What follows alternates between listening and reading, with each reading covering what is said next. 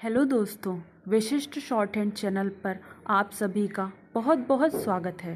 Please channel को like, subscribe और share करें ताकि नई नई डिक्टेशन आप सभी तक जल्दी जल्दी पहुंच सकें और जल्दी से जल्दी आप सिलेक्शन पा सकें।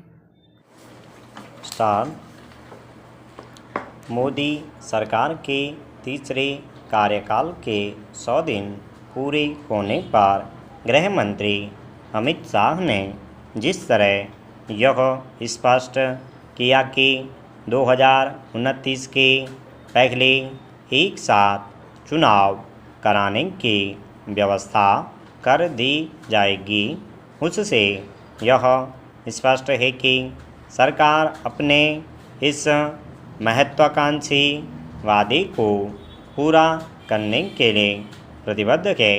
इस प्रतिबद्धता का परिचय एक साथ चुनाव कराने को लेकर पूर्व राष्ट्रपति रामनाथ कोविंद की अध्यक्षता में गठित समिति से भी मिला था। इस समिति ने व्यापक विचार विमर्श के बाद अपनी रिपोर्ट में उन बाधाओं को दूर करने के उपाय सुझाए हैं जो एक साथ चुनाव कराने में आड़े आ सकते हैं। यह रिपोर्ट यही बताती है कि एक साथ चुनाव के विरोध में दिए जा रहे तर्क खोखले ही अधिक हैं। ये तर्क इसलिए भी खोखले साबित होते हैं कि 1967 तक लोकसभा और विधानसभा के चुनाव एक साथ ही होते थे। आखिर इस तथ्य के आलोक में यह कैसे कहा जा सकता है कि एक साथ चुनाव कराना संविधान सम्मत नहीं? क्या जब एक साथ चुनाव होते थे तो वे संविधान की उपेक्षा करके होते थे? इसकी भी अनदेखी नहीं की जा सकती कि अब भी लोकसभा के साथ कुछ विधानसभाओं के चुनाव होते हैं। इस बार लोकसभा के साथ उड़ीसा, आंध्र प्रदेश, अरुणाचल प्रदेश और सिक्किम विधानसभा के चुनाव हुए। आखिर जब लोकसभा के साथ 4 राज्यों के विधानसभा चुनाव हो सकते हैं तो शेष राज्यों के क्यों नहीं हो सकते? वास्तव में यह दलील विरोध के लिए विरोध वाली राजनीति का ही परिचायक है कि एक साथ चुनाव कराना व्यावहारिक नहीं।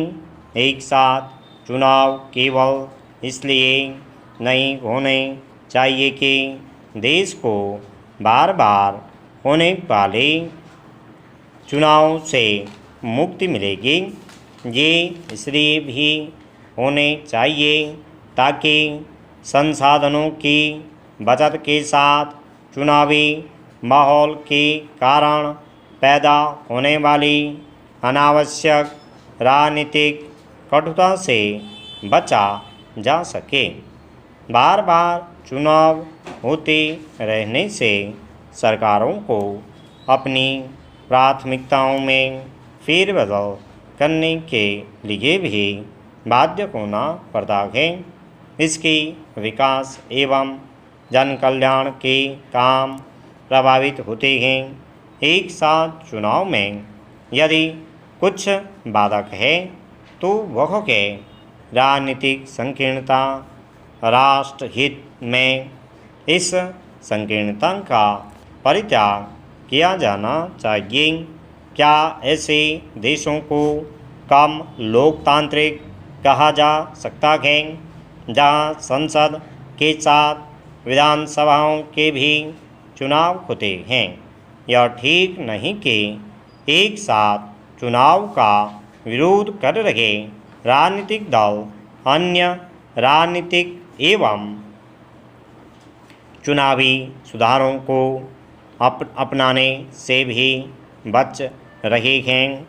समय की मांग तो यह है कि उन्हें न केवल एक साथ चुनाव पर सहमत होना चाहिए, बल्कि ऐसी कोई व्यवस्था बनाने पर भी राजी होना चाहिए जिसमें प्रत्याशियों के चयन में कार्यकर्ताओं और साथ ही जनता की भी भागीदारी हो। अभी तो प्रत्याशी चयन में मनमानी ही होती है। हालांकि इसके दुष्परिणाम राजनीतिक दल को ही भोगते हैं, लेकिन कोई नहीं जानता कि वे प्रत्याशी चयन के लोकतांत्रिक प्रक्रिया क्यों नहीं अपनाना चाहते।